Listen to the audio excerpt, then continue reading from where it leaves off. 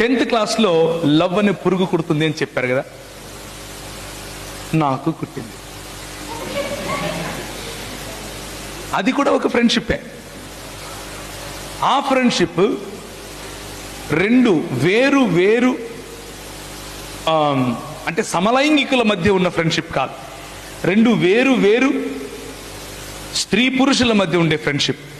నేను కోరుకున్నాను 10వ తరగతిలో నేను రౌడీగా తిరిగేవాడిని, కానీ బాగా చదివేవాడిని.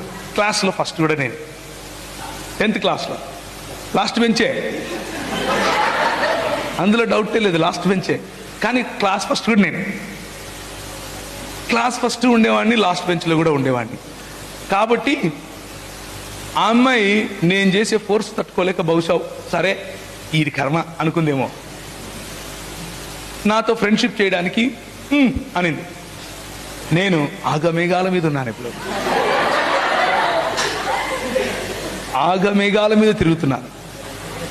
కానీ ఒకరోజు వచ్చింది, ఈ ఇంటర్మీడియట్లో చెప్పాను కదా, ఒకరిని చంపేసి ప్రయత్నం చేశాను. మా తాతతో కూడా ఇలా మాట్లాడాను.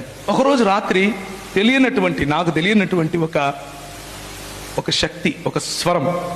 నేను ఎప్పుడు చర్చిలకి వెళ్ళేవాడిని కాదు, 2 సార్లు సంవత్సరానికి వెళ్తాను.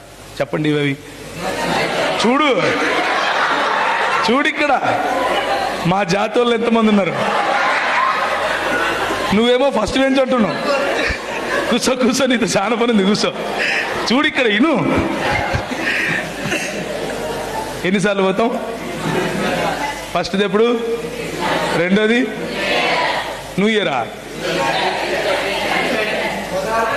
చూడు గుడ్ ఫ్రైడే. ఎందుకు వెళ్తాం గుడ్ ఫ్రైడేకి? రస్నా ఇస్తారా ఇరా, రస్నా తాగడం కోసం వెళ్ళిపోతాం, అవునా కదా? సో రస్నా కోసం వెళ్ళేవాడిని. ఈ రెండే తెలుసు నాకు, అంతకు మించి ఏం తెలీదు. క్రిస్మస్కు మా ఊర్లో కేకులు కూడా ఇచ్చేటోళ్ళు కాదు, కొత్త బట్టలు వేసుకుంటే అందరూ చూపించాలి అంతే.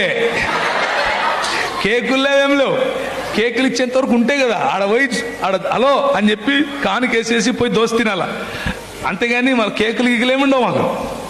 కేకులు మళ్ళీ న్యూ ఇయర్కి ఇచ్చేటోళ్ళు మా అంటే మా ప్రాంతంలో చెప్తున్నా. సో ఆ మాత్రం క్రైస్తవమే తెలుసు నాకు. మా అమ్మ మమ్మల్ని క్యాథలిక్ కుటుంబం అంటే క్యాథలిక్ చర్చిలకు తీసుకెళ్ళేది. మేము సంవత్సరానికి ఒకసారి వెళ్ళి గుండు కొట్టించుకొని వచ్చేటోళ్ళం. ఎక్కడ? చర్చిలో కాదు, వేలాంగణిలో, మద్రాస్ దగ్గర వేలాంగణి అని ఒకటి ఉంటుంది అనమాట.